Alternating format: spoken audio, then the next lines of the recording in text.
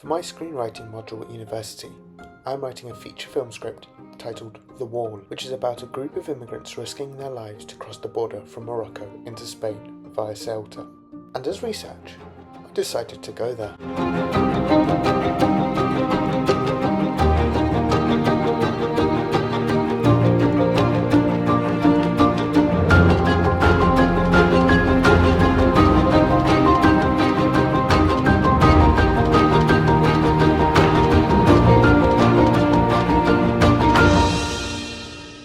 I began my journey here at Algeciras, a port city in the Andalusian province of Cadiz.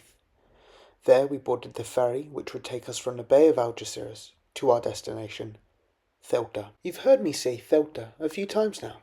But what is it? Ceuta is an autonomous city of Spain which sits at the northern tip of Africa, bordering Morocco. It's one of only two land borders between the European Union and Africa, the other being another Spanish city named Melilla, founded by the Phoenicians before being under Roman, Byzantine and Arab rule, until it was conquered in 1415 by Portugal. In 1640 the city was handed over to Spain, where it has remained ever since.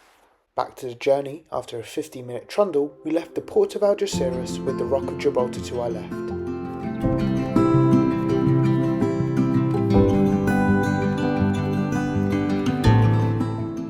Headed out of the bay and into the Strait of Gibraltar.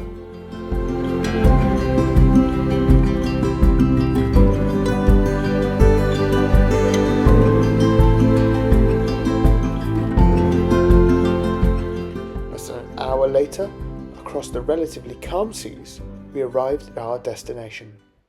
Upon disembarking at the port, I was met with the statue of Hercules pushing two pillars apart. These pillars represent the two mountains which Hercules pushed apart in Greek and Roman myths, those being the Rock of Gibraltar and a southern mountain. While disputed, it's either thought to be Monte Acho in Ceuta or Jebel Musa in Morocco. From the port, we walked up the main shopping street of Ceuta, Paseo del Rebellín. It was no different to any other shopping district you'd find on the peninsula, with a variety of shops from Zara to June. I passed the gorgeous Casa de los Dragones, completed in 1905 with 4 dragons on its roof. Interestingly, the Spanish Falange had their offices here after the 1936 revolution. I then marched up the hill and was greeted with this magnificent view of Ceuta with Morocco in the distance. From this viewpoint, I could see the pilgrimage to come, trekking along the southern coast of the enclave until reaching the border with Morocco.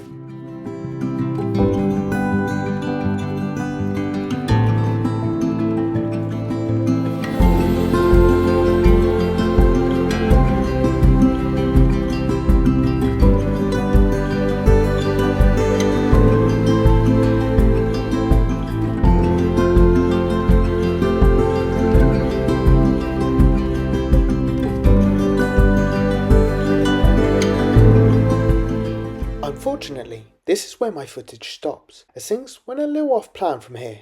I was meant to walk up this way to Torre de Mendizábal. Instead, I decided to venture into Morocco to get a better look at how the border crossing works, what lies the other side, with the intention of seeing how difficult it is for those trying to cross the border illegally. Once I was in Morocco, there was a long line of traffic. Moroccan police were positioned every 500 metres or so, either in vans or standing looking out at the sea, until we reached the town of Castillejos, which is a Spanish name for Fnidec. It was from there I captured this photo of Ceuta in its entirety. And that's where I ended my journey, heading back across the border to the port and on the boat back to Europe. My trip certainly didn't contain all the sights Ceuta had to offer, as I was mostly there for the border, and I certainly got what I needed to out of that experience. In terms of the city though, I would definitely consider revisiting to see what the city's tourist attractions have to offer. Would recommend visiting as a destination.